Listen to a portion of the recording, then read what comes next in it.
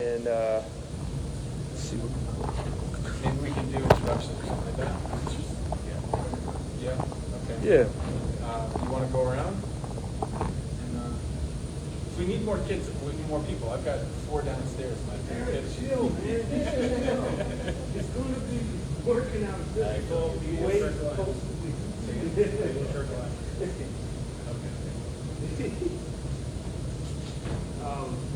Well, it's 2 o'clock, and past 2 o'clock, and as always, when it comes to life, things, the unexpected always happens. So always prepared with notes ahead of time. Hey, welcome. So we'll do a brief introduction of our panelists. And, wonderful. Come on, brother. Yes, sir. Welcome. Thank you for coming. Yeah. We're just starting with introductions. CTA workers are coming in, showing up. Welcome. So, I'm Brother Eric Basir, and I wanted to just open it up with a greetings of peace to everybody, fellow workers, retirees, students, curious people. I'm an elected representative of CTA workers in the Amalgamated Transit Union, Local 308. I'm a preacher of revolutionary unionism and a descendant of Annis Elliott Welch. You say, who's that? She was an enslaved black woman who lived in Chowan County, North Carolina during the 1800s. When the overseer at the plantation threatened to whip her, she took a hold to the whip and threw him off his horse. And she lived a long life. And I'm here. Eric. So, my name is Eric Struck. I'm a member of Freedom Road Socialist Organization. I was a bus operator for Chicago Transit Authority at Chicago Garage from 2014 to 2021. I was canned because I sustained repetitive stress injury in my right wrist, and that is essentially what I got fired for. I've been knowing Brother Eric over here for a number of years, and I was doing a workshop newsletter, and he actually took it up and made something out of it. So, I have not seen anybody in 241 or 308 who is as dedicated as this brother, or this entire system. My name is Debbie Strelacki. I'm a retired switchman from CTA. Started in 1984, retired in 2018. And I'm really glad to be part of this. There are people who want to fight back in the CTA, they want to organize, and eventually this room is going to be full of Hello there, I'm Pam Goffin. I'm a retiree from PACE Southwest Division. When I went to PACE, they said, do you want to be a union member? And I said, oh, hell no. And then 3 years later, I was elected the shop steward. Go figure. But I don't know how you guys put up with what you put up with. I thought PACE was bad. You have it 100 times worse. I just don't get why you haven't organized and overthrown management that you suffer under. PACE you can kind of talk to, but in any relationship where there's power and no power, and you have a union that doesn't exert their power, you're not going to win. So I retired 4 years ago, and I still get phone calls every day, just about, from my former coworkers asking me, what do I do for this situation? How do I handle this? The union won't do this. How do I fill out the grievance? So I'm still active, but not active. You know what I mean? So I hope you guys get on track, because after what I just saw with the longshoremen on the East Coast, you you guys need to pull it together, because there is strength in numbers and you can get what you want. But you're not gonna do it, stay divided. Okay, so I guess we're gonna just continue going around. What about you? Well, my name is Eric Slater. I've been a bus operator for about 17, 18 years, CTA about 14 years, and my coworkers elected me to be basically a shop steward, but it was the executive board position, kind of like what Eric is doing now for local Pier Wave. He's on the rail side, I'm on the bus side for Chicago Transit Authority. And, you know, that was quite a battle. Every day going in to defend my coworkers, you know, in back to back, being pushed by management, attacking my coworkers. Is also unfortunate that you were saying, unfortunately our union has exerted its muscles in a lot of ways. It's captured by the company itself. And so that's part of the things we're trying to do is break out of that. Before I was an executive board member, we had several groups kind of like this. One was called the Rider Driver Alliance. Another one was the Chicago Transit Workers Council. We have had several groups that were online, national groups that we were trying to organize the Amalgamated TransUnion. So it's been a long struggle, and we came together to put kind of this discussion. And hopefully this is one of many. If it goes well, do this maybe in a couple of months, I hope. Because the whole city, the region, is discussing the real problems of the Chicago Transit Authority, and also CASE. And we were hoping to put together this panel to have the workers' side of things, because no one's discussing this, and we're the experts of public transportation. We're the ones on the front lines, we're on the streets, and we've been doing it for decades, really generations. And so hopefully we can hear from a lot of rank and file together. You want to keep going? But let's just get any, like I said, brother, you wanna? My name is Graham Brazil. I've been, You want to sit here? Let's get you up here. Let's get you up. How about here? See back. Hey, we're sitting there, but I want you to disappear, Chad. We need you up here. Does anyone want to move that camera around? Could you, by any chance, if someone's speaking, is that okay, Eric? It's catching everybody, right? Yes. Okay. Is that camera catching everybody? Okay. She got it, Eric. She's a pro at this. I've seen her in action. Again, my name is Graham Brazil. I'm a car servicer at Forest Park Station. I've been to all around mostly CTA. Been about 4 years, so it's kind of dramatic. Most of the stuff we see every day on the front line, working every day. We got to deal with homeless people, other stuff like that, and doing not really helping out with too much stuff. We be in trouble, so stupid little petty stuff. At the end of the day, we try to do our best, work hard, and get the job done. And we got Brother Chris here. Introduce yourself, please. Chris Cantisi. I work at the 98 shop as they call it car repair, basically the train mechanic. Did you want me to go into anything else, or I guess a lot. I mean, we're going through our fights within the shop. It's very anti-union. They just want to tear up our contract every inch of the way. Anything that they can push, they push. I've noticed a trend since Bombardier failed to take my job and outsource it. Ever since then, they've been hiring those people that tried to poorly outsource it. They put them in key positions. My general manager was from there, my senior manager, and then I have frontline managers. So they don't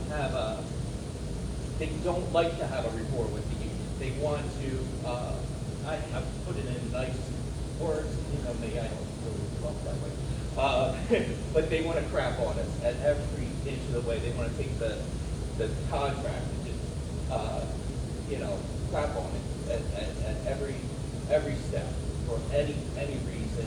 Seniority they want to rip away. They want to rip away our job classifications in my department. It's a big fight right now. But what I see more that I want to get more involved in is the services in the second chance program. I can't stomach it anymore. To see the way people are ex-felons or people that need help getting into the workforce are just being crapped on themselves, doing the same work, same exact work, expected to have the same quality of work, not guaranteed a job at the end of this program, and then watching, like right now, they're in a purge period. I mean, this is what the services are telling me. Oh yeah, this is the purge. They're firing people. So now this person is spent 7 months at minimum wage, doing a job they should have gotten, $34 an hour for, and now they don't even get a piece of paper at the end of it. And it's like, it seems intentional. I mean, it is intentional. There's no communication between the program and then the people, the scumbags that they send them to work for. There's no intention of helping these people. But yet they'll take the funding, they'll take all this stuff. And then I was just sitting there with numbers last night, and I guess, they're sitting there.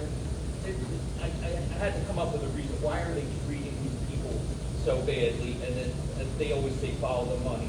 But CTA saves like $11.5 million in salaries from choosing to work people this way, to exploit people.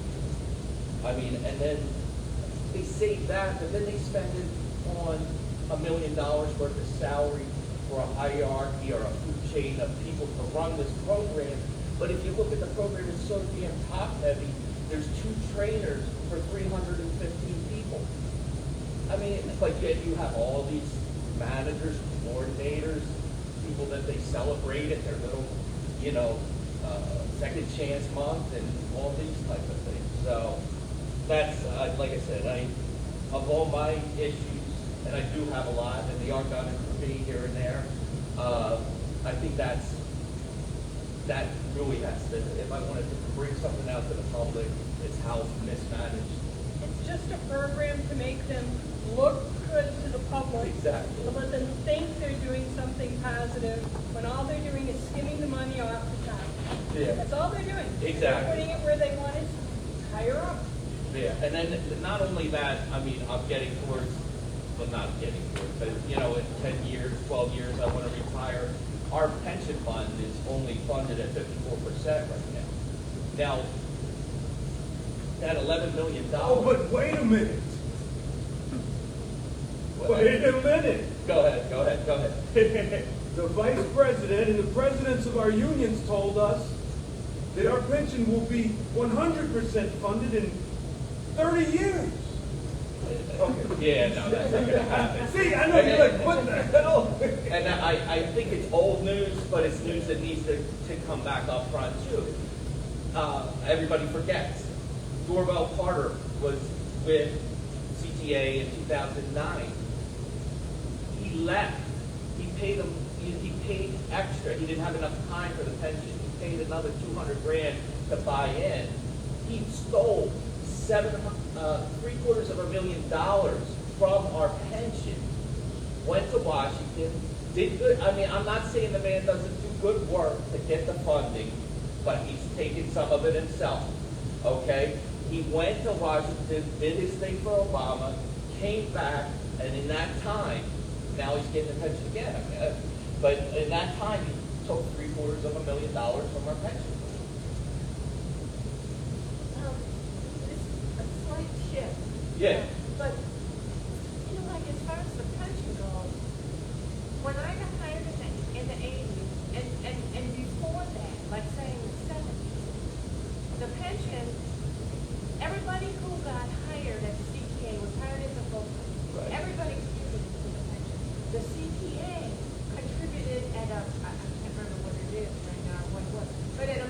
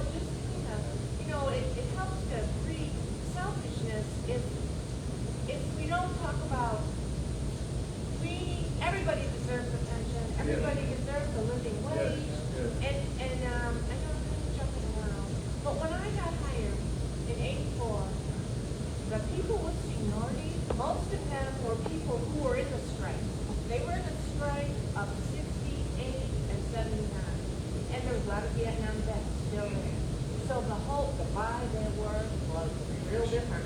You didn't get messed with very much, not let down. Nobody got fired because the bosses remembered that strike.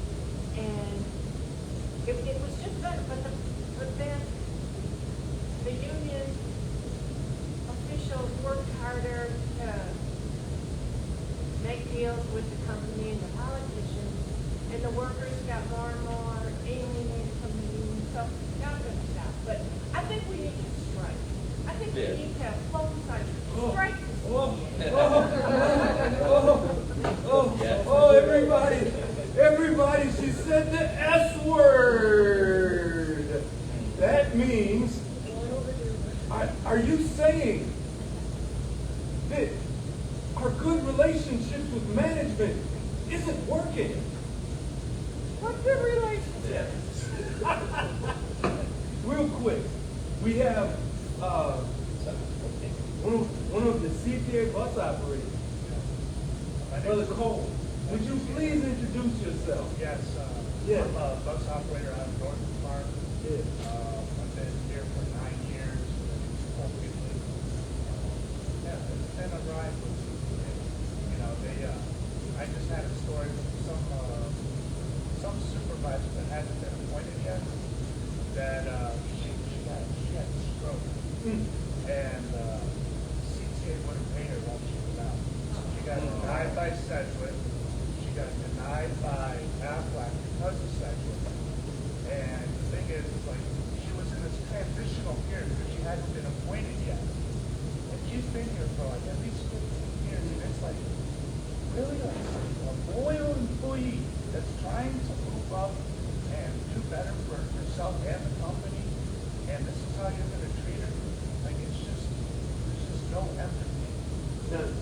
And a little clarification, when Brother Cole's a supervisor, so in the ATU, Amalgamated Transit Union, we have, they're not management, they're more like foreman or foreperson or group leader called supervisor.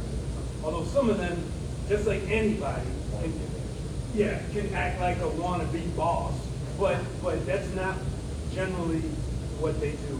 And what he's describing just elucidates the fact that at the CTA, we do not have sick leave. We are punished when we get sick. Right here is a corrective action guidelines. And in it, you get what's called write-ups every time you call off sick. You are punished. Now you say, oh, I'm going to call off, but I don't need pay. It's okay. I want to help the company. Oh, we still going to write you up. You know, oh, here comes another CTA employee, retiree bus operator, Brother Andre Thompson. So I just want y'all to hear that. But Did you want to add to that? But it prevents you from moving up, too. That's the other Like thing. the write-ups keep you from moving around, moving up. Exactly right. Yeah. So they just keep on finding ways to, for some reason, keep people where they are. They don't want them, they want to overwork you. You don't have time to do things, time to think and time to strategize. So for the, and then we'll get Eric, so for the guests and the curious and the supporters, you got to understand that if we fire Dorval Carter and we put Buddha and Jesus and Moses and Marx and everybody in his place, it ain't going to make a damn bit of difference because we are punished for being sick. Like he just said, we don't even have time to think. When you a train operator or a bus operator, it's go, go, go, go. Our schedules have not changed when we went from 2-person train operation to 1-person train operation. Go ahead, Blair. I just wanted to contextualize some of what this brother said about the financial malfeasance that's going on at CTA. It's not just a couple of individuals. It's systemic organization. Right?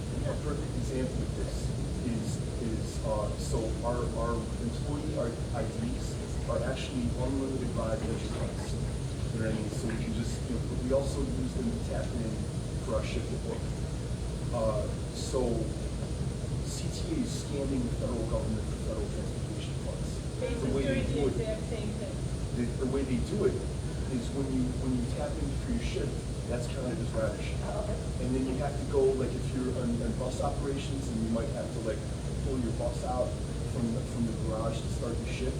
You go tap to generate a bus slip that tells you what bus and what line it's in, and go pull it out. And then they want you to tap when you get on your bus to make sure you clean out the bus or whatever. Or if that's counted as ridership, or if you have to be out in the street and you gotta make the beef, you're counting the tap that you got on the bus to get you to your bus as ridership, and they want you to prove the major relief on time, so that's another tap. So this is tens of thousands of taps of this unlimited venture card as your ID per day that they count as ridership. So they're artificially blowing up the money, blowing up the numbers, and taking this big pile of cash from us. Right? And also they always claim they're broke and they're not. So it sounds like our stingy employer is stealing. And so everybody can understand this. Our co-workers right now will receive what's called behavioral violations if they're caught dozing off, because that's quote unquote stealing company time. So here my brother, he's got to work. He might have to work a double shift. So he goes and he sits down in between the trains coming at Forest Park. And he doesn't know if there's going to be a mass murder on his train, by the way. But he's got to get his mind clear, so he'll sit down. And for a second, if human nature takes over his body and he starts to do this, and the manager comes with their iPhone, that is a one-day suspension for quote-unquote stealing company time. They punish us. They punish us for just messing up. But they steal from us and from you. And nothing happens to them. Go ahead, brother. We had a hand. But the bus, Introduce yourself, Andre. I'm Andre Thompson, bus operator out of 103rd, retired, been there for like 35 years. And for the last 5 or 6 years, the bus operator, if somebody called in on them and said they were sleeping or they were sleeping, because sometimes you close your eyes or something. If anybody calls in, they take them out of service. They don't give them a one-day suspension, they take them out of service until an investigation is done, which may take 3, 4, 7 days. You out of service until that's resolved.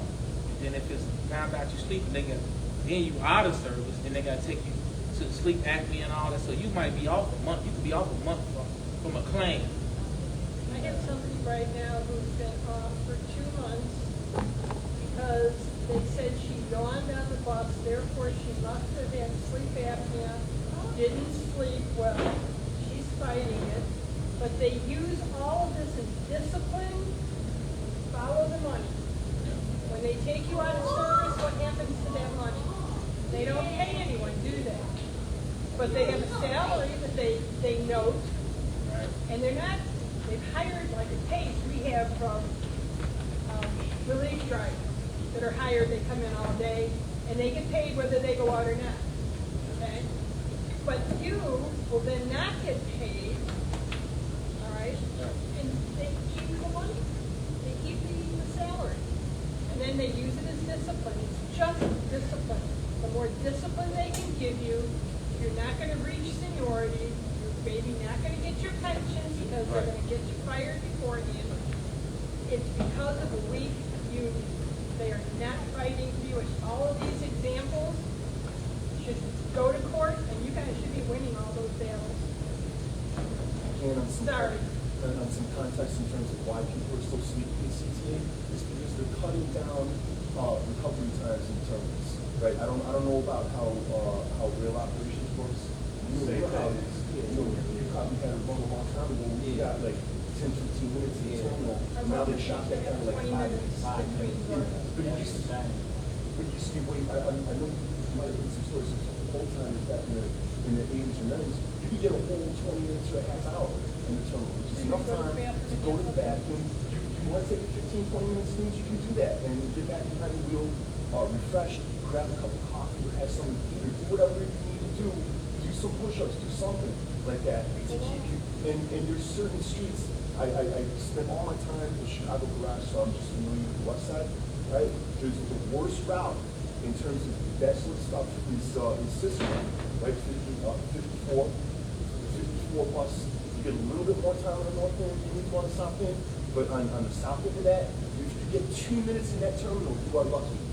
The recovery time is there to make sure that you make it. If you're running late when you get the terminal, that's part of the recovery time. That's what you need it for. And plus, you know, and also this feeds into another issue. The bathroom facilities that they have for us are criminal. They have outhouses for us. They got these little porta potties. You know, what if it's 12 degrees outside?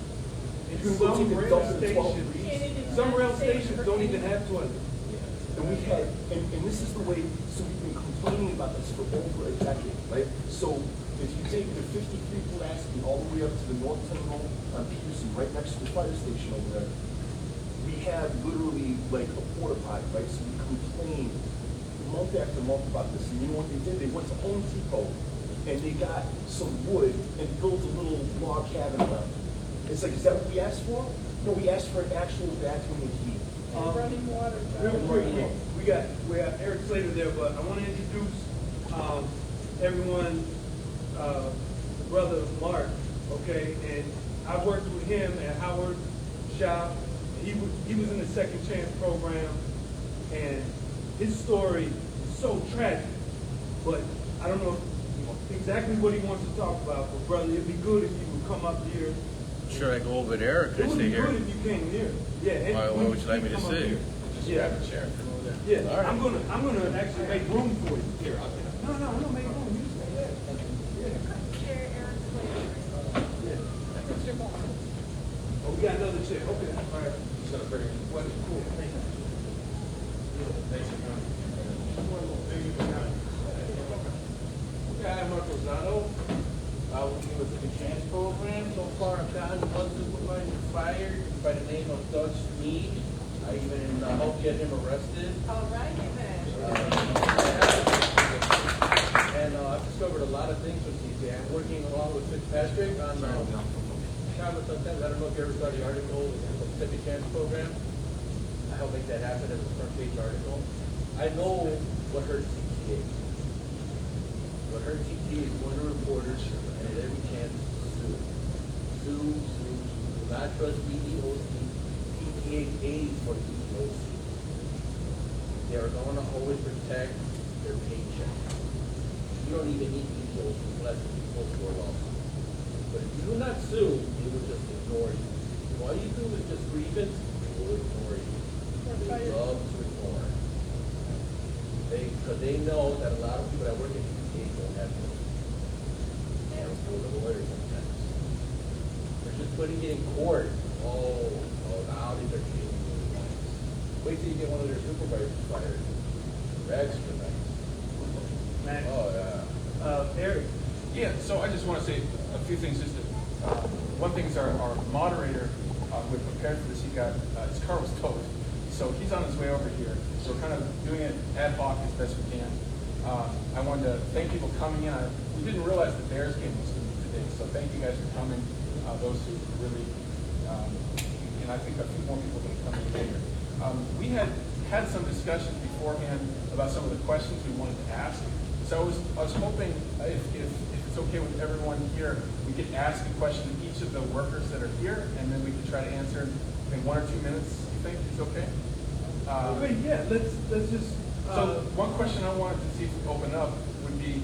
Well, hold on one second, Eric. Though, really, I would first like any of the people who are here with us who don't work at the CTA. What question? Any question do you have for us? Maybe we can answer it. Maybe we can't. But you got a lot of people here from different departments. Yeah, I got something to say also. Okay. Well, did you know about transgender suicide by train? Well, there was a transgender worker that They tried to cover up. Yeah. I haven't gotten to that. But unfortunately, it's all a cover up. No one's telling us She anything. was out in my garage. And the thing is it happened right before the DNC. Yeah. And it didn't make the news. The only thing that happened in the news was it said said that. What But that was, I definitely saw that, but that was a very small one, and it wasn't described. I along with sometimes before the Patrick, just discovered a lot of stuff. She got her lawyers for some time with information freedom. I'm not even interested anymore. What are they gonna do, right now? I mean, like shit. I even have a site on Facebook called CTA, Why You Been Paid. Every time they screw up, I publish it up there. Anytime there's a crime, I publish it up there. It doesn't go away. You know, that's the main thing. You gotta put stuff on social media for you. They're very, you wouldn't, oh my God, they're so weak. The bosses are so weak. They don't know what they're doing. They're not trained. They don't know how to operate or maintain anything. We do though. So does anyone here have any questions? Any question that you wanted to ask the CTA worker? It could be mundane or complicated, whatever. Oh yeah. Yes.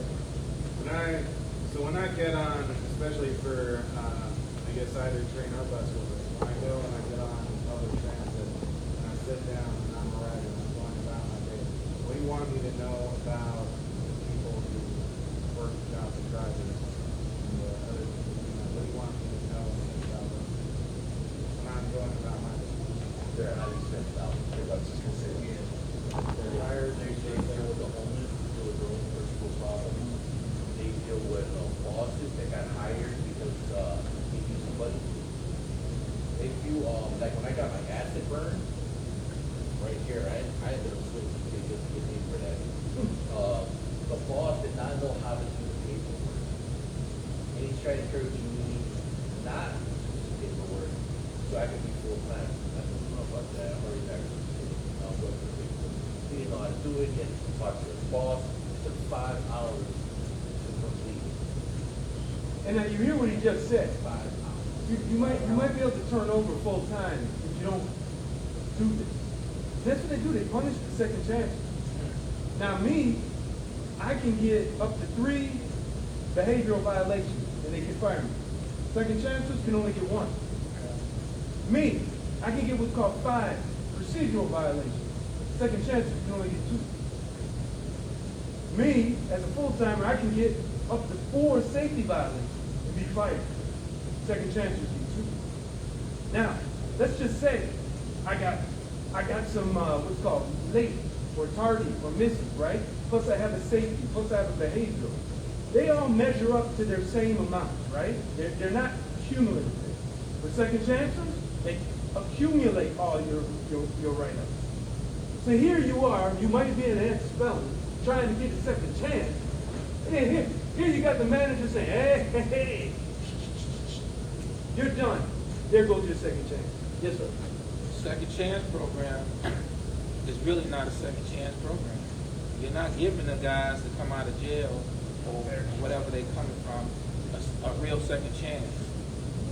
Now they call them apprentices because now they not only getting people off from some type of crime that came out of jail, they getting people, low income people. So you got both tiers coming in and they both under the gun and they under so much stress trying to make 12 months. It's like almost impossible to do it. And we're going to go this way real quick. So one of the things, when you walk through a rail station, for example, let's just say Morgan. It's right over here, right? Morgan Green Line. So let's just say you go there and you see someone sitting in a booth. I can tell you 75% of those people you see in the booth, they're working 16 hours just to survive, to eat. And they're working 40 hours, but it's a part-time job. Part-time. Go ahead. I just wanted to connect with Brother Andre and a couple of people saying about the Second Chance program. This is, in my opinion, this is intimately connected with the national oppression of black people in this country, right? Because we know about how the prison labor is the 21st century form that child slavery takes. right? And so you get spit out of the prison system, right, having been exploited under those circumstances. And then you go straight into CTA as this super exploited so-called second chance worker. I don't know that I don't have the numbers in front of me, but at least 3/4 of the second chance workers are black, right? This is an extreme. It's almost like contract labor. You know what I mean? It's an extremely racist system that's perpetuated by CTA. You know what I mean? And the people that in my garage, the second chance workers were bus cleaners, right? So one of their responsibilities is there's this gigantic, it's like a car wash, right? You can drive the bus through, and then you gotta like sweep it out and everything. So in order to operate the bus, you have to have an class commercial driver's license, right? So they're at the same level of skills that we are, but they don't get paid anywhere near what we get paid. There's another reason for this. If 241 bus operators go out on strike, then they have the ready-made SCAD force of the second chance operators. You know what I mean? So this exerts downward pressure on our wages because they are doing the same work as we are doing for less money. So our position has always been bring their wages up to what we're making. Full-time jobs for all. That's good for them, that's good for us. You know? And we had other, Another thing you should know is, if you run into, a program of female, do not just pop up on notice. A lot of them are convicted of sexual crimes. Like when I was cleaning a bus, I would have to knock outside as I was coming in. Because there was one girl, she just freaked out, she was cleaning the bus. She was sexually assaulted by her father. For years. Another thing also, crime is so high in CTA because we encourage people to look the other way. We are encouraged to look the other way. Any reason for that? Bosses don't know how to look at that train. They don't know how to be able to constantly go. Come on, you know, I had a manager. I just don't believe you want to say. Come on, you want a job, right? Come on. Yeah. That's why it's citizen with the phone report too. Oh, and then all of a sudden the cameras arrive and all that. Usually most of the credit you see a citizen reported or that victim reported. But a CPA employee encouraged not to report their crime. was there anyone else that wanted to, on the front line of operations, would like to add an answer to his question regarding, what should he think about what that work is going through? I think, my experience, I'm trying to get you where you want to go just as much as you want to get there. That's my job, is to get you from point A to point B. So, now running a people, was super late, right? It was super late. And they're like, so what took you so long? Well, I had, this semi pull out in front of me. I had this traffic that I had to get through. I had a wheelchair that I had to get on. We're all trying to do our jobs and get everyone where they most of us are trying to do our jobs. There's some of us though that, I'm trying to compare, that are some employees that play these. There are so many, what I've heard is that IDOT doesn't inspect the buses. So there's so many system defects with all the buses. And so there's employees that do take advantage of that because they're overstressed and overworked. All right? So there's things like that happen as well.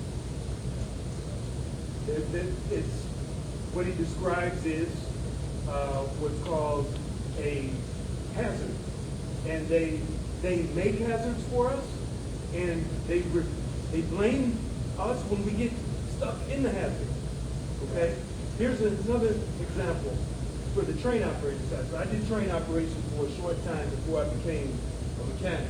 Okay, and I did some math. Adding to the stress of the train operator, 8 cars or 6 cars, all day, all night. One person. It was never like that. You look at metro trains, you got crews, not crew, but crews. You look at the way the CTA used to be. We had conductor, motorist, right? Now it's one. So, in your your day, the one trip you take will be one trip out of 5 or 3 for that operator. That operator will have gone through 25 to 138 minutes of delays in that one day. That's people pulling doors, that's questions on that button, that's talking to the control center, the dispatcher, that's dealing with workers on the right-of-way, that's dealing with crowded stations or crowded trains. Sometimes they get the call, operator, would you please go check your 7th car for a pink iPhone? And that's what they got to do. Now, for the week, just that week, now you may be seeing that operator at the end of their work week on the train. They've had 2 to 11 hours of cumulative delay. For the year, we're talking 100 to 550 hours of delay. Now, if we had 2-person crews, a lot of this would be chopped in half at least. Okay? And that's why the fundamental, in my opinion, the fundamentals of a solution to the delays and the terrible service is full-time jobs for all, 2-person crews, brick and mortar bathrooms, these basic things. That. To add some answers to your question, I think that CTA workers are pretty much like all other workers of the work that the people who work for the Chicago Public Schools and schools all over the country have seen their numbers slash, funding slash, discipline increase, firing increase, supplies decrease. So I think that, people are suffering on all kinds of jobs.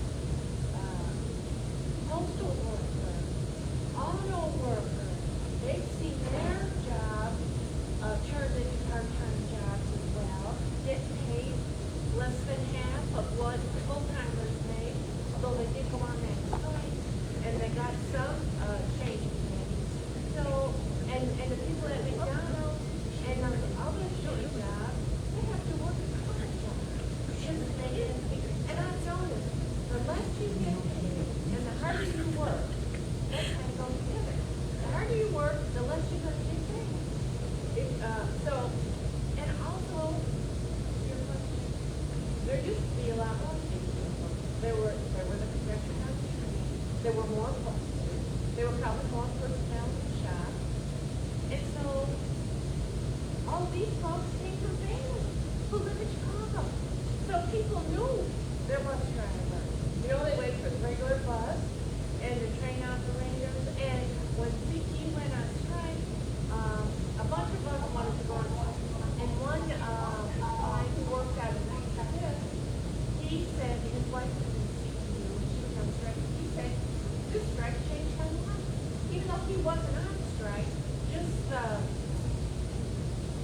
camaraderie, the fighting spirit, the knowledge that he gained. Anyway, I just think that's important to let people know.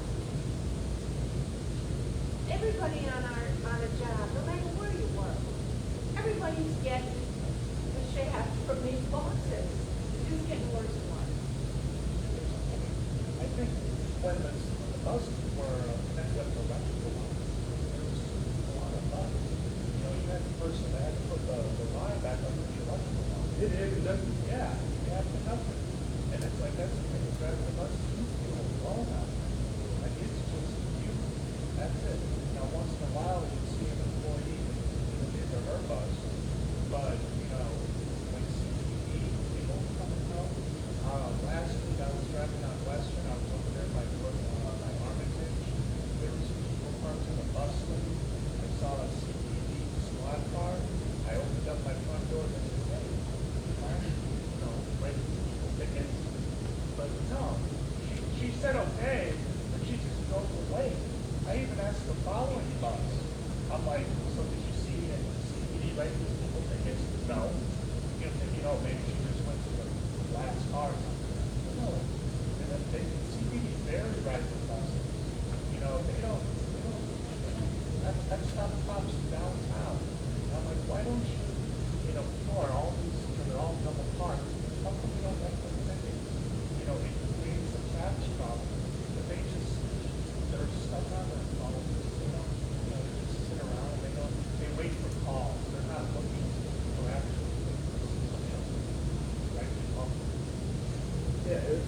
I think also to, in terms of the two-person crews, like Brother Cole mentioned, to be a great thing to have on buses also.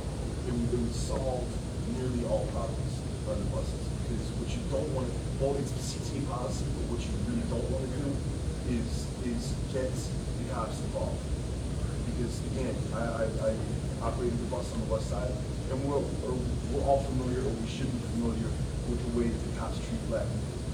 You don't want to get cops into that mess, because this is actually literally taking a chance on risking those kids' lives, right? So if we had another bus operator on the bus, half the time that would eliminate, all the problems. You know what I mean? Because, they don't have a gun. That's not an option in this situation. And also, if you get on a bus with the mind to make some trouble, you see another CTA person standing over there, they're going to have plans. Yeah. You know what I Half mean? the time, they go somewhere else. Right. When Exactly. they see us together, I they would go agree somewhere that else. would be the better option of the another employee. And you see everybody, you notice that there's always money for wars and prisons. So we can have money for jobs. Got money for war, we can feed the poor. Got money for war, but can't feed the poor. This is the same crap every year. So don't let them tell you about this fiscal cliff. Whoa, whoa, whoa. Yeah, they made that up. That's a fake thing. One other thing I wanted to share with you about, from the maintenance side as a mechanic. Sometimes you ever notice your train just stops, and maybe you hear the robot voice tell you that, but your operator has left the train. You ever hear that? You're like, what? Well, what happened was their train went into what's called a moving emergency. And as per CTA rules, that operator must check the whole train on the outside and make sure that nobody was run over, that there was no obstruction, that there's not a defect in the rail, that maybe there's a split rail and a wheel came off, maybe a rail car separated. So this one person gets out and looks, and that takes at best 3 minutes, typically 5. And they get back on. And they're still behind. Now they're behind. There's something called a trick. I'm not talking about getting high. Every rail car has what's called a trick. It's a little device, you can't see it unless you work there. But it's a little device, it hangs down, and if a train passes a signal, it hits a bar that sticks up near the rail, and it stops the train. This operator didn't blow a signal. What happened was, the CTA mismanagement found a cheaper vendor for the parts in the trip. And for years, we've been replacing this garbage that they get off of eBay or something. And thank you for the job security. But you're causing a lot of people a lot of delays with these cheap parts. And here we are in the shops. We can't even find the right nut to tighten or replace hardware we've replaced. We have 7,000 series trains, multi-million-dollar choo-choos. Do you know? We don't even have the jacks that are necessary to lower the motors from these things to replace them. So we make do and just keep it. It's just crazy. We got old hardware. We're supposed to replace the hardware every year on the inspection. We have to put the old hardware in because the 7,000 series trains are now a year old. So they got whatever they did. I'm not putting down any country, but what I'm saying, cheap, cheap, cheap. And now you see that causes what? A delay for the operator, a delay for the passenger. And here I am in the background going like this to the manager. What do you want me to do? well, just replace it. Okay, and when I put it in my notes, no free stock, no parts available. They say, hey, come here. What you doing? What you doing? Writing up all them notes. I said, I'm covering my butt. Right. CTA stands for cover that ass. Can we bring a few other questions as well? So we have a got lot some of other workers here that- questions? We got some other A questions? few more voices as well. We got some other questions? Yeah, another question that we wanted to know is what would a CTA management that actually listens to workers and implements what would benefit them? What would that CTA look like? Do we have that? And how can workers how can riders and general public assist the workers in achieving? I wanted to comment on your first question, but it can tie into this one as well. When I go in tonight, I'm going to fight management to provide as a maintenance person, whatever I'm fixing, whatever I'm looking into. I'm going to fight management's culture of being unsafe is their MO. I'm going in there, and as a repairman, I'm thinking about the riders, my wife, my kids, okay, that take public transportation. Management is so hyper-focused, hyper-focused on numbers, that they forget that sometimes it takes longer to do. Maintenance is not production work. Sometimes it takes a longer time to diagnose things, and they just want to get the train out of the shop and out there picking you up and dropping you off. Where I want to, like I said, I'll go in tonight. If I have a situation, I don't want that train to go in service. I'm going to have to fight the manager because they don't care. They want you to make a schedule. That's what it's all about. That train Schedule breaking every down. day. They won't pull back from writing me up if it's pushed out and it's a result of something that a maintenance has done.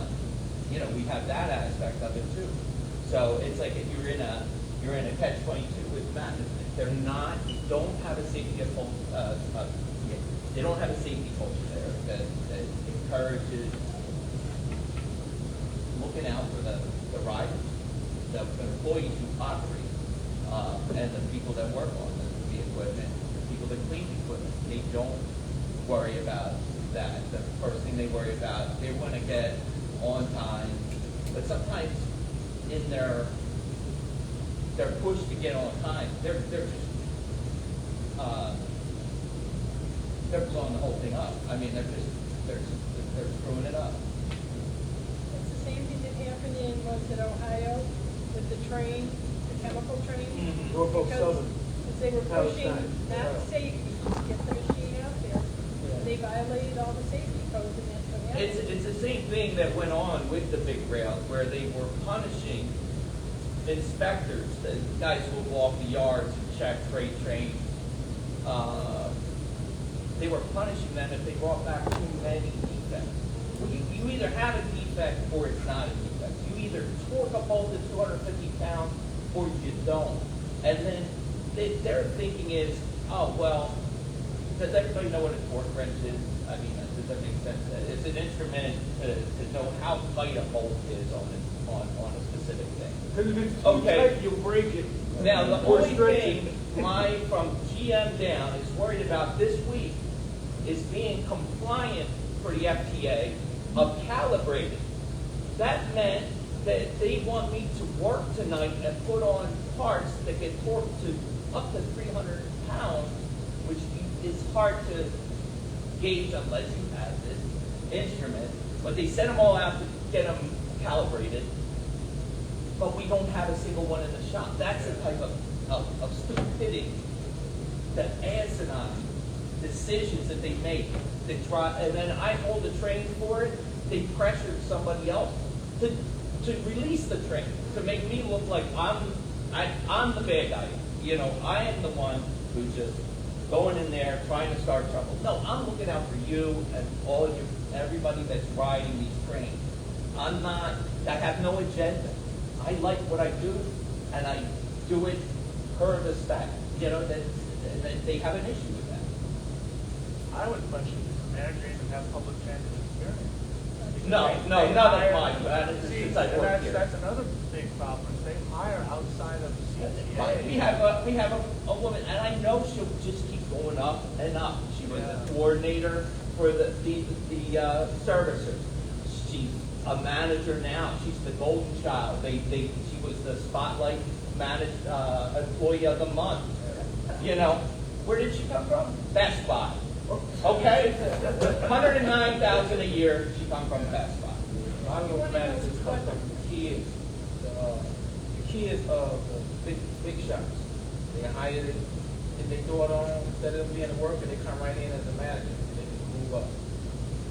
The only department that I think actually was competent all the way through was instruction. Yeah, I never met any. they're former operators. Yeah, former operators. Yeah, all this like, what was the name of the team? Wait, what batch number? I'm 5'7". You're 5'7". Oh, you missed it. There was this old dude who was like probably late 70s, and he retired the same year that I went to instruction. Man, this guy knew everything about everything, and he prepared us for every conceivable situation that we would encounter on the bus, including doing like role play with us. You know what I mean? There was John Darnell, he was really good. No, yeah, he was another really good guy, man. And he had multiple decades on the bus. He was, you know, he liked the bus so much that he relented to become an instructor, but they finally taught him to stand fast. Yeah, he really was. Yeah. So you only get that level of confidence if you start from the bottom and then you get promoted to it. Yeah, man. You wanted to know what would be an improvement? An improvement would be more actual operators, mechanics, people who know frontline, being in a position to work with those who are making the decisions. We had a bus that was ordered in Pace. Because it wasn't an operator who did a test or whatever, bus goes out, hits the curb. Why did it hit the curb? Because it was 6 inches lower than the other bus that we've been trained on. So part of the training was how do you maneuver a curb in tight locations. The front end of the bus goes over that curb, right? Not when it's 6 inches lower. So if you had more employees, hands-on employees, working with management to help them make the decision on an equal footing, you would have a better outcome for passengers. Yeah, Eric. So there's a few people online. I think we should maybe, if there's any workers online, we should definitely ask them to introduce themselves. I think our moderator is on there. He's had some car trouble. But I just wanted to just raise a question to the panel, similar to your question.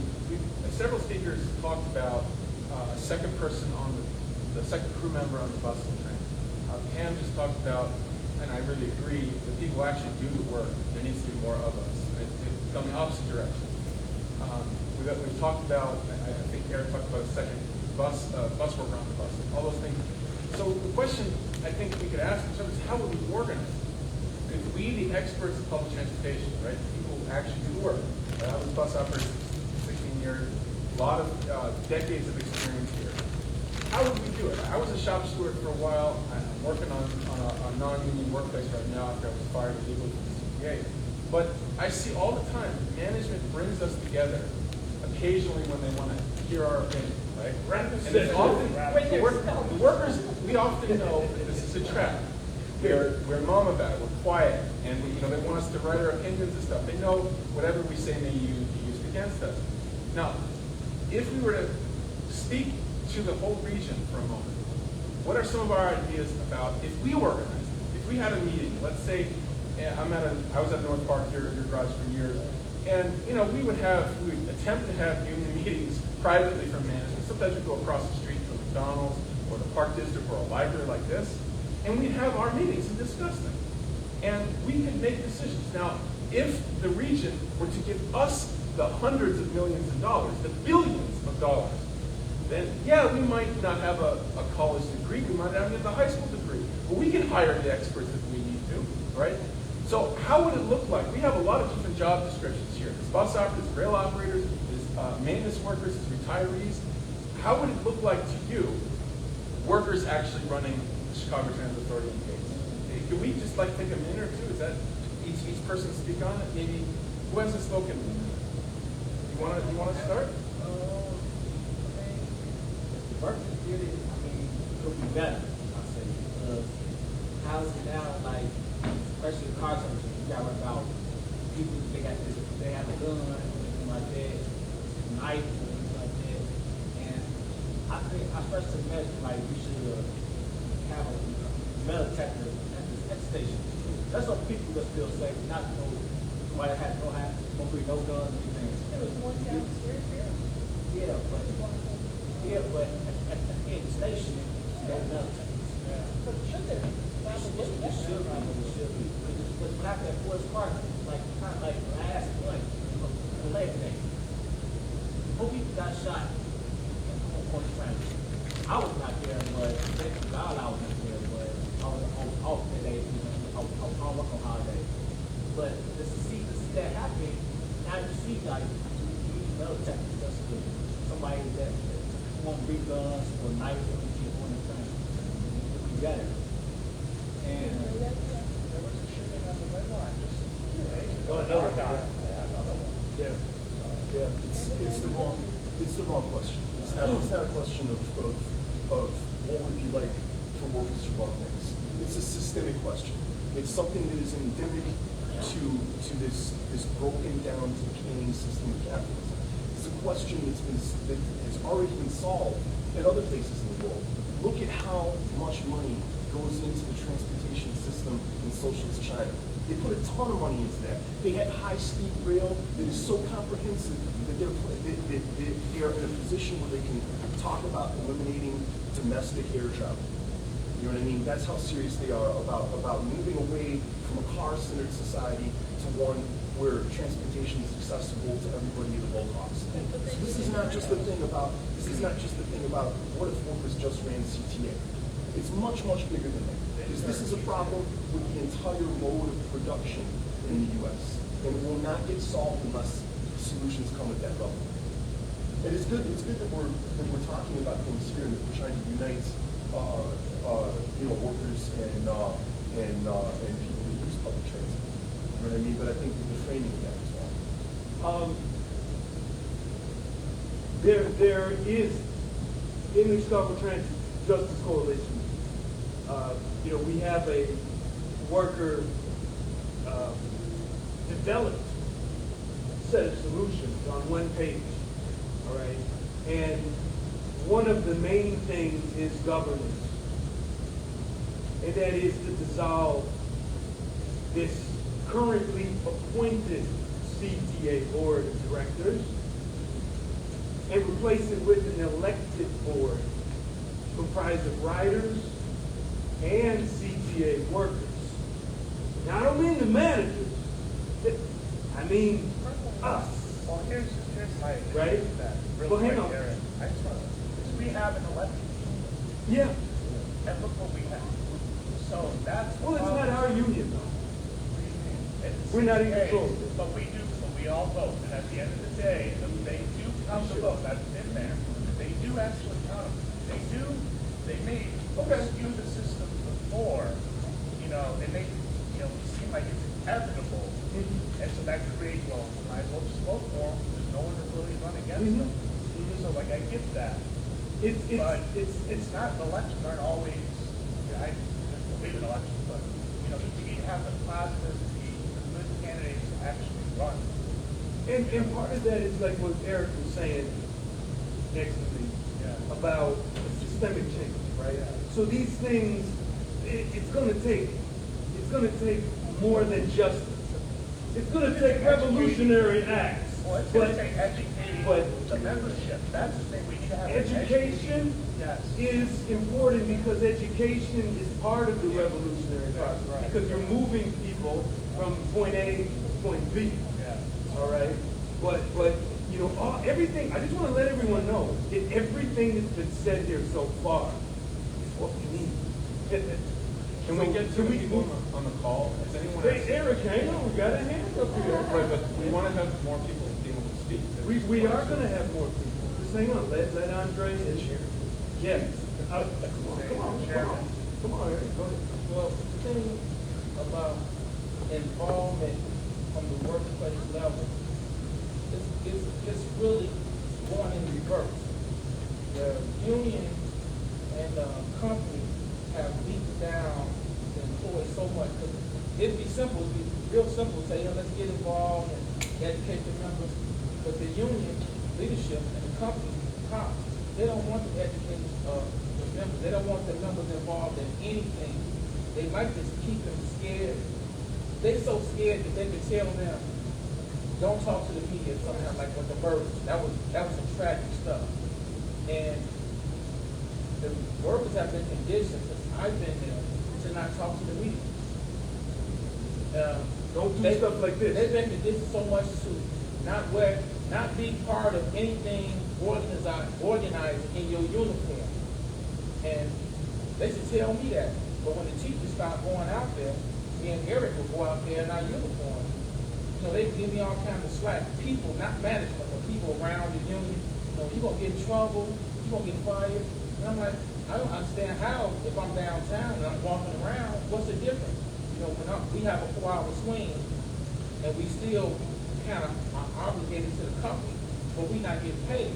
So we walking around in our uniform, going to Walgreens, going to the store, going shopping. But they trying to condition us, brainwash us, to not be involved in anything political or talk to any media. And it's really bad, so it's going to be really impossible for the scenario Eric is talking about, of saying that what if the workers can run the transit system? That's just not going to happen. No, not yet. Not yet. yet.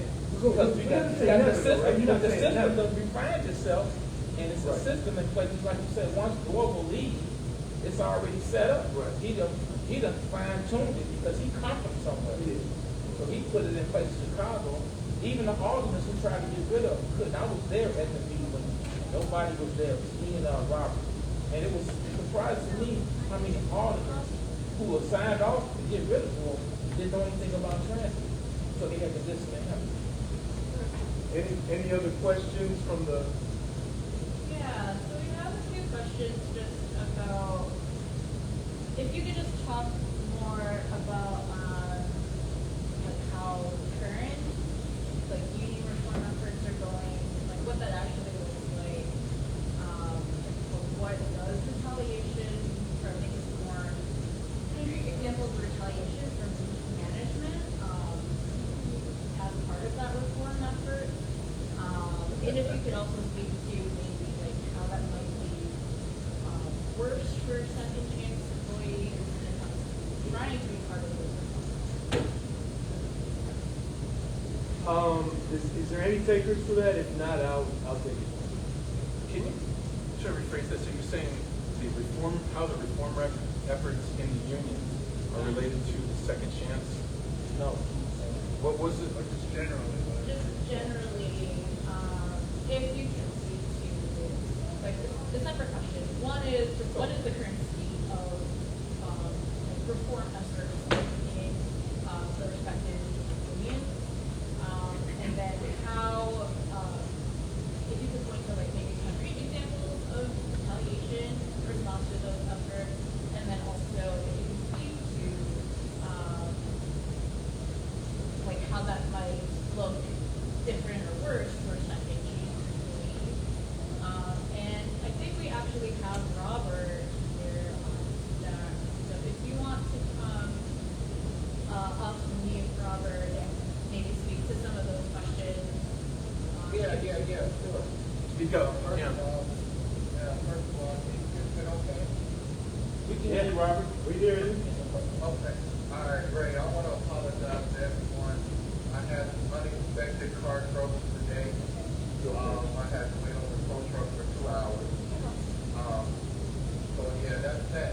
But as far as your question about reform within the union, they actually work against that. They work against reform. Eric Levere has been trying to get online union leaders forever. They don't want it. They don't want it as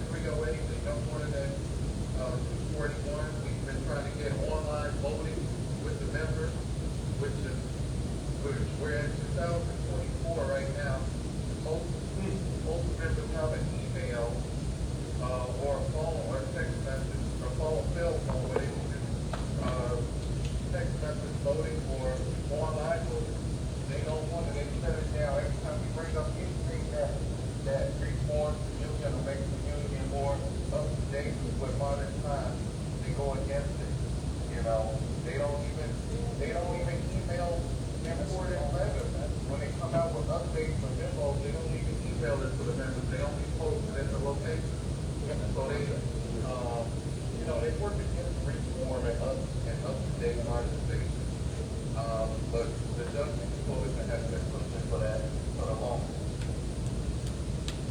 Yes, sir. I was gonna say, we also have Steve. I don't know if you want to come off mute or if you want me to read what you have here. You can feel free to come off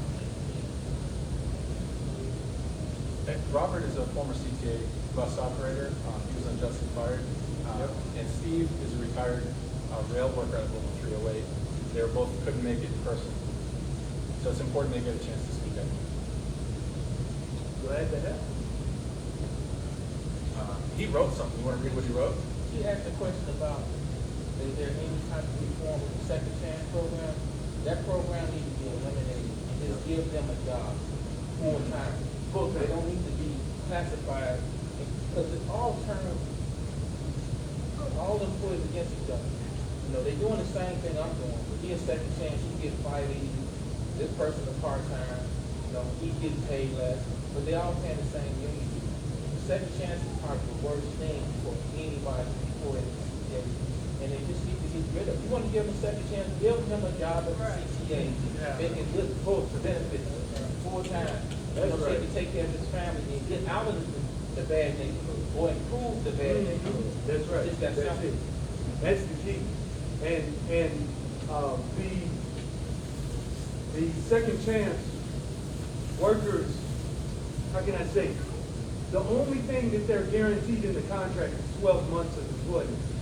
And then the CTA will say, hey, buddy, you're doing a good job. We're going to give you another 12 months on the bus side now. Then they say, hey, you're doing a good job. We're going to put you another 12 months on the rail side. You're like, am I going to get turned over yet? Oh, yeah, you just keep working hard. You're going to get turned over. But there's nothing in the contract. And I keep telling them that. And so it's very hard for them to get involved because not only are they short-timers, but they're constantly threatened by union presidents and management. Do they pay union dues? Yes, they pay union dues. Go ahead, brother. I was a second chance worker. I paid union dues every check. And then the union isn't helping to help you along your path of a career. No, they fight, and listen to this. I was excoriated at our last board meeting of union officers had their own meetings, right? We supposedly conduct business, but it's really nothing but you know about the Cherokee Nation, John Brown and traders that sold out the Cherokee Nation and sent them over to Oklahoma, so-called Indian Territory, and did it in secret. That's kind of like what we are. We're like the Cherokee Chiefs, planning to sell out our members. And they told me, they said, you're a liar and a clown, Brother Eric, because I exposed the CTA's evil plans to expand the second chance program. And I'm going to stand by that word because I heard it from the mouth of these demons. That they said that second chance turnover is too high. And I said, of course it's high. Because you keep hiring them. So they say we want to let them work other shifts on the AM. I said, you're going to take jobs away from the full-time workers and pit them against each other. We want less second chance, not more. And they said, thank you for your next job. We'll go on now. You see, there is no hope in dealing with CTA management. I'm sorry. None. All they want to do is oppress us and make us slaves. And they want to destroy our community. And that is destroying service. The CTA will never, ever, ever, I swear to you, will never improve as long as we have poverty among the CTA workers. I'm talking about homelessness among CTA workers. Homeless.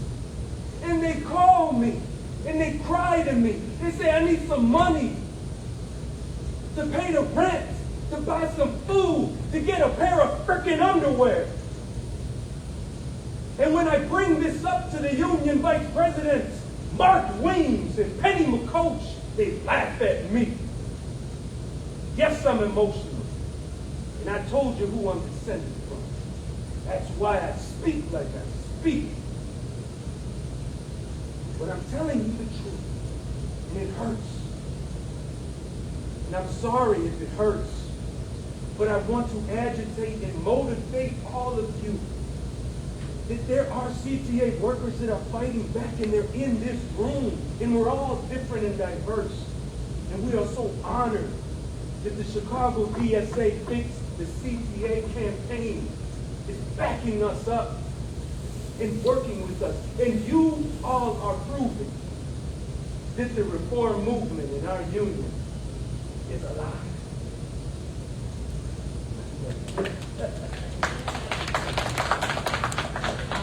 Steve, I know you had your hand up. You can go ahead and come up and, All right, here I am. Well, I just want to follow up with Speak up, sir. Eric's remark. I mean, a deadly thing is happening inside the union, which is a two-tier, actually, it's a three-tier situation. You got the second chance folks, no benefit, no nothing. They're all lost. And like one of the saddest things I ever saw was come into work, and there's a young black woman sitting out, steps outside the shop crying. I was like, man, what's going on? Long story short, truck guy wanted to go to the funeral. They told her, well, if you take the day off, that'll be married. Yep. Probably. That's all the time. Removed from the CTA role. Will be involved. Really. And then, let's go to the third tier, the second chance, and then the second tier, I can get it, Jack, they call it part-time, Full-time temporary. full-time temporary. So these are people who will work 32 hours and get in, there's enough to make sure that they don't get any benefits, they don't get paid for Christmas, they get no vacation, no health benefits, no days off, nothing. And this is actually very significant portion of the 308 members. They pay the whole union. So what they've created is almost a part-time kind of situation inside our union, which, if we ever do actually get in a position to strike, the CPA management will go to all those people, they cross the picket line, and will be full-time with all your benefits and everything else, and every one of us, I guarantee, will say, hell yeah. I've been getting screwed through the union. Ain't never done nothing for me. I brought that picket line, become full-time in a heartbeat. So we don't really have a union in a certain sense anymore, because we divided by the almost, like I say, apartheid like division. And that's a very central situation inside the union. Because we're not a union. There is no union without equality. That's right. Actually, I will say if I did put a note in that for that reduction, people want to see that. I encourage that. Thank you for your conversation. Thank you. Yeah.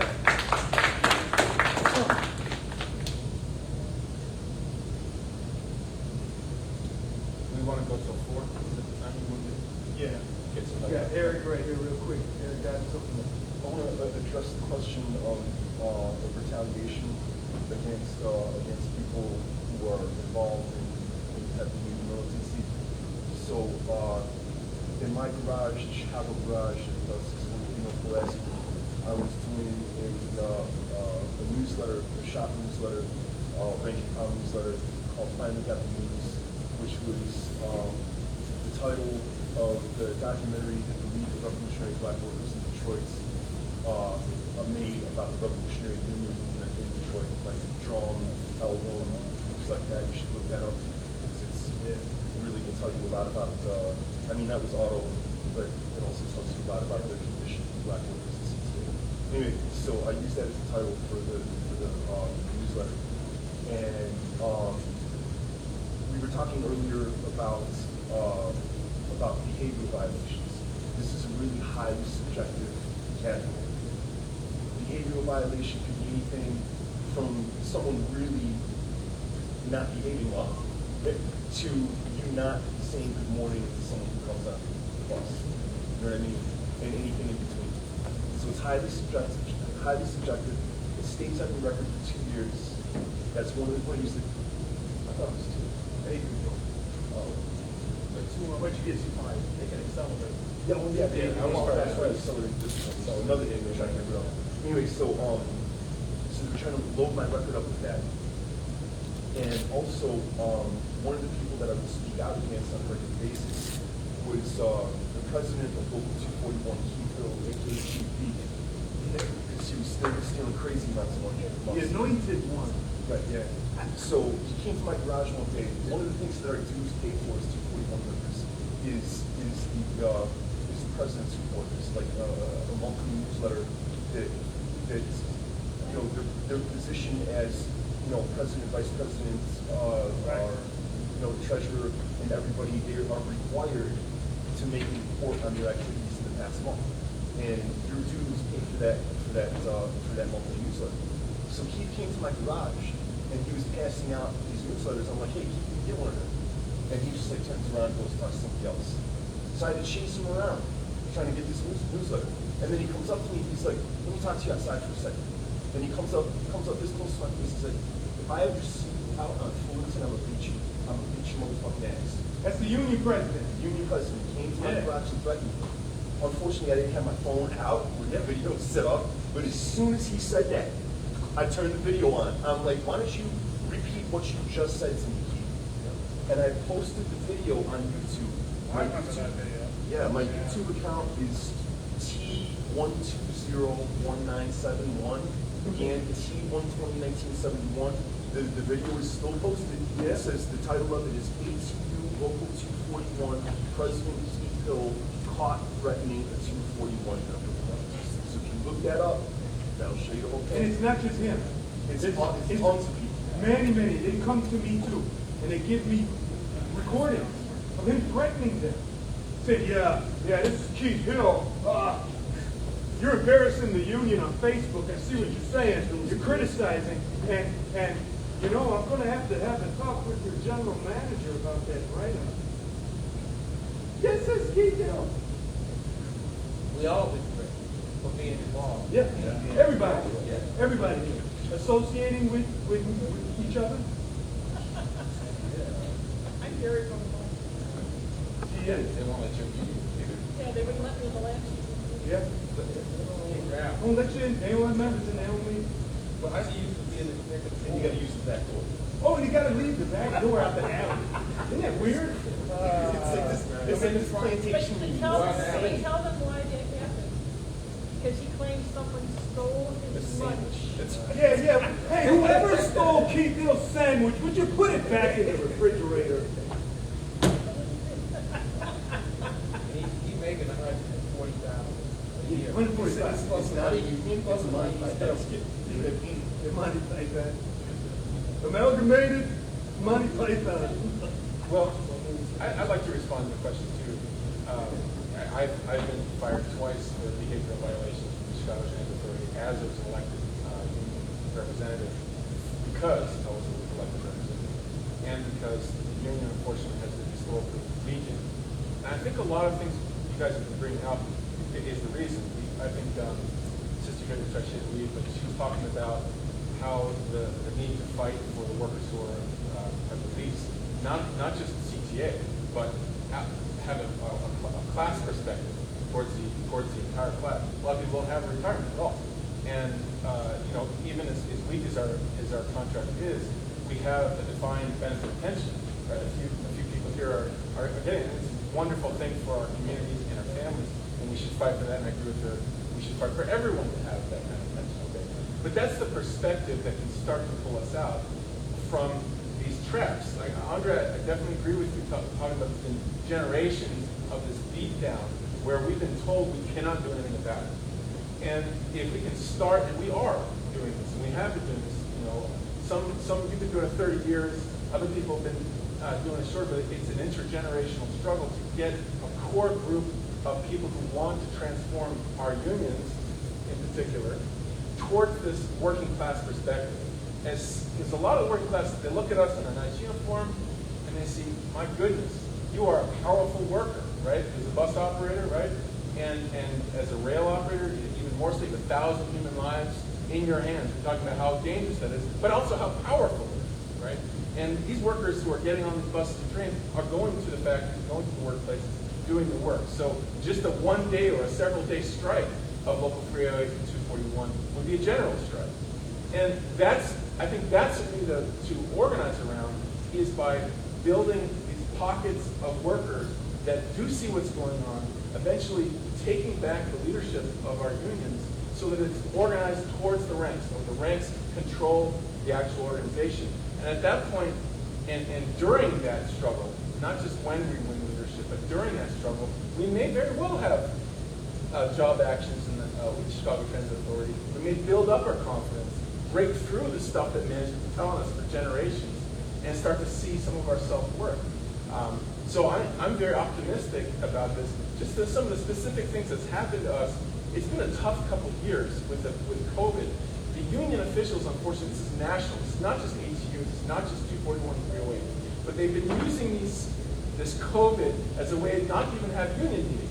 I remember, I think you might, Andre, you might have been in the meeting, or maybe Cole, you were too, when we were asking to discuss the COVID safety protocols in our mass membership meeting, and they shut it down, right? And then they shut it down for I don't know, 10 months or a year afterwards, like that. I was on the executive board. They were not even allowing executive board meetings to happen. Okay, and we had a vote on it at 308, because we were working on this, Eric, myself, and others in the Justice Coalition. And at 308, we had the motion seconded. Yeah. And then Ken Franklin, the president at the time, says, oh, don't worry about it, the CTA is going to take care of it. Oh yeah, they sure took care of us. Fired a whole bunch of us. So what I'm trying to say is we're coming out of a difficult period. Just the last couple of months, a lot of the people here you see on this, myself included, at Local 241, they've called the police, the Chicago Police Department, to stop us from paying our union dues. You know, Robert, who's not on the call, oh, he just came in. Robert, can you talk about this a little bit? I've talked too much here. Go ahead. Can I put you on the spot, Robert?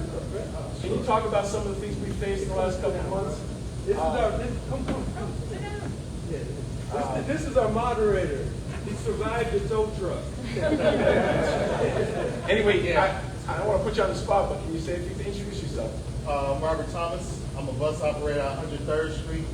I was hired in 2016, and I just got fired in May for supposedly a cell phone complaint.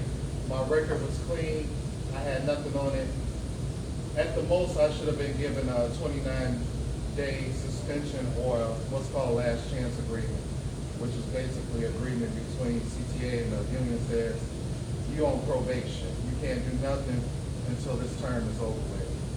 Anyhow, but I FOIA'd the CTA right after I got fired, and I said, send me all the information on complaint number such and such. Guess what they came back and said? This complaint does not exist. We don't have any information. So it was a fake complaint that was created by the union because the union and the employer, they collaborated together. And they did it because I participated in a union activity in regards to Eric Slater. He was having his he testified under oath. He was having his court date, and I had called in to listen in, and I wasn't off duty that day. I had to work that day, but I wasn't driving the bus while listening to that. I only listened to his court thing while I was on breaks, and supposedly a cell phone complaint came in at the same time that the union president started his witness testimony for CTA against the worker. Here it is, the union president is testifying on behalf of CTA against his own member. that pays union dues. Yep. That's the type of union that we have. That's Trader. a trader. And he says it all the time. I'll sue you. I'll use your own union dues to sue you. He sued Andre Thompson. He sued this man right here. I'm probably next. He's probably next. And this is the intimidation, the disrespect that we got to go through with people who look like us, who should be treating us way better, but they don't. Recently, me and Eric tried to pay our union dues, and they called the police on us and said we was trespassing. How are we trespassing for the same union we've been members for over 10 years? And the vice president said, keep your money, we don't want your money. Recently, I just found out, you know, when you retire, your union dues is like $75 a month when you active, like when you work. So And $6 when you retire. $6 when you retire. So when I only been retired for like a year and a half. So I've been paying my union dues, you know, my check that I get once a month. But I recently realized there's no union dues. So when all this took place with these two guys, they took a vote and said, we want to make sure that these guys can't come to the union office no more. They voted to kick us out. Kick her out the union office, kick me out. I ain't know nothing about it. I wasn't even with them. But they somehow was able to go to the pension office and have my union dues removed. So now I'm not even paying union dues. So now I'm not a member because I can use my union dues as a way to get into the meeting. So I guess they collaborated. So I'm working on that as we speak. Who took my union dues away without my permission? And the woman gave me a name. She said, I'm going to call you back. This was Friday, so today's the weekend.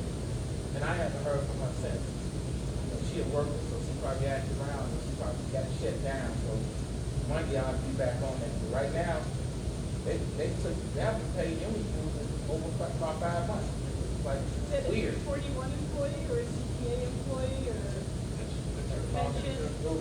Pension office. The But there's pension a office is in CTA? charge of the union. They are responsible for that action, not the union itself. But keep them, it sits on the board and run all that stuff. So they must have did something down there with the people that run the union office and have it moved. They actually gave me a name, and it wasn't my name. I never even heard that name. So maybe Monday when I talk to her, if I can talk to her back, she can tell me who is the person who removed my name to take my union to that month. Is it what's the federal complaint form we use? Labor Board, No. the Department of Labor. Labor Relations Board? Labor, the federal, Freedom of Information. No, I haven't done, I just got getting I on would Friday. file that puppy right away. So I'm working on it as we speak. It's kind of weird stuff we gotta go through. And I just want to let you guys know that me and Eric, we are union members, even though they so-called voted to kick us out. We union members. We got active grievances on file, even though we've both been fired. So they're collaborating, trying to come up with all kind of shit so they don't have to represent us and bring us back to work. And now they're not getting money from us, so they're really gonna try not to represent us. So he's been out for how many years? 4 years. I've been out since May. So I don't know. They might try to keep me out 4 years. So Go ahead. we had a mouthful of information from what we go through as employees, and you are the riders.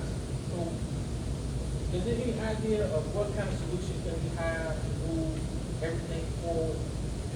Any discussion of any way that we can like work together, or any ideas? Because I know there's going to be some cheers with this, us as riders, us as employees. I'm sure there's going to be some political. But I'm sure y'all aldermen here and there that complain about whatever's going on with CTA. So is anything, any ideas that we can come together Or questions? Move this football down the field? Thank you for coming on the football game. They won. Yes, by really, the we way. only I have keep like my 2 word with minutes. y'all. They won. We wanted to open it up to people in the audience, so please, that's a great idea. You guys, or who online? Anybody, any more questions online? Comments or ideas? I guess something I'd want to share. I know, like recently, the Chicago the president of the CTA every month. So, Yeah, in a couple days, right? Our organization has connections with older people, so you know, that could be something where we could bring these issues and have Carter answer to on the record. You know, why are you exploiting, you know, the second chance workers and all this stuff? That could be something. Well, the last meeting that they had at City Hall, me and Andre went, and I did a public comment, and I told Global Carter in his face, why does it take you 75 years to figure out how to build a damn bathroom? We shouldn't be sending females, let alone anybody, to use a porta potty when it's 3 degrees outside. No hot running water, no security, the locks are broke. Can't even wash your hands. No lights, you can't wash your hands, gotta use hand sanitizer. And But then they hide behind the person, oh, you can go stop it. yeah, but the union's response to that is, oh, we have a deal with CTA where you can stop anywhere along your route and go use a McDonald's or 7-Eleven, or you can use any business. That's not the solution. The solution is build the damn bathroom. You got a $2 billion budget.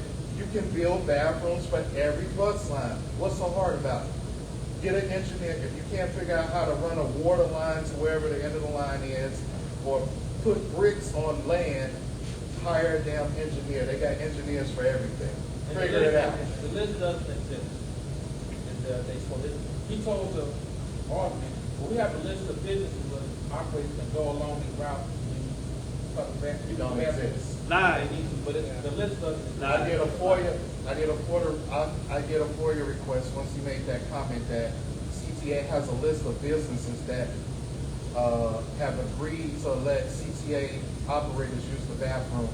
And the FOIA department came back and said that list doesn't exist. And not only that, you have passengers then that are wondering why you're stopping the bus to get off. And if you're walking into a McDonald's, they're not thinking you're using the bathroom. They No, think so you're that sets up getting, a they think lot you're of getting a those- quarter pounder. And it has been, people have been, bus operators have been assaulted by angry passengers for getting off the bus. Because they're there for work. So, you know, they're trying to get somewhere. You know, it's weird to the passengers. Why are you getting off the bus and trying to get downtown? Yeah. Getting cause problems. I don't do that. Because I tell people, don't do that. You know, that's one thing. You want your butt whooped? Keep doing that. But it's like if you work So, you know, Western, like that's what I do. I do Western. Long route. It's a long 2 hour route. route. Yeah, that's a long route. So I stop at Starbucks because I know Starbucks will let you use the bathroom. And I'm afraid if I come out with a glass of water, which is free by the way, that they're going to say something. They're going to call in on me. And that's insane. You know? There's no consideration for your health and well-being. And CTA doesn't back you up. Nope. They don't back you up. You're always the problem. Well, it sounds like you guys are thinking along the same lines, because you sent me that message about that role of Carter meeting. We want to do action. I know it's short notice, but what do you say, it's a couple days from now? I think it's 10. I mean, maybe can DSA help organize that? That's what I was gonna say, is that we have an active labor group, so which Ham is actually, he's on the steering committee for that group. Yeah, maybe a little action. We could, you know, have a few speakers, It's have October videos. 10th at 10 a.m. Anyway, someone put it on the list and we discussed that. Yeah. Anyone else want to, from the audience? So it's Thursday. It's Thursday at 10 a.m. Anybody can make it? 10 a.m.? I can, right after my shift. Yes, something. Yeah, I was just gonna say, on Friday, for example, I'm taking like the purple line up into Evanston for work, and as if reading my mind, the operator, you know, comes up over the intercom and starts saying, you know, yeah, we're running late, starts talking about, like, you know, the slow zones, which I understand to be a huge pain in the ass. But this is the first time I've ever heard, like, you know, an employee of the CTA, like, communicating this over the intercom to passengers. I mean, I hope he didn't get into trouble for doing that. But, like, if, I'm wondering if that maybe a strategy that employees could take, you know, again, if it doesn't get them in trouble, to, like, say, like, by the way, here's why things are the way they are. You know, Yeah, that's one. that may be dangerous. That does help though. I can I can kind of, you know, give you a little feedback that, and thanks for bringing that up. So a slow zone, what is a slow zone? Does anybody know what that is on the rails? Have any idea? Raise your hand. Okay. What is it? Construction zone. A construction zone? Well, just based off the name slow zone, it's an area of track where the trains can't go over a certain amount of speed, Right. miles per hour, due to deterioration, or they haven't replaced it in 100 years or whatever. So, exactly. And so the slow zones are they have to be obeyed, all right? There's a flagman there, there's track workers there, and they are directing traffic. So a lot of these repairs are from deferred maintenance, all right? And so when that happens and the worker tells you that, they are actually going above and beyond, because there is a button on their automated robot speaker that will actually say the train is being delayed because of crews ahead. We apologize for the inconvenience, or something like that. So they're only supposed to do that. And they could get in trouble making a manual. A petty mismanager could do that to them. And it's so sad. So that, I'm telling you, that employee who goes onto the speaker to tell you something like that, you know, could definitely commend them. You know, and if you could, you know, contact the CTA and say, yeah, the operator of train number such and such. It was very helpful. Don't tell them what they said. Just it was very helpful. It made my ride less stressful, you know.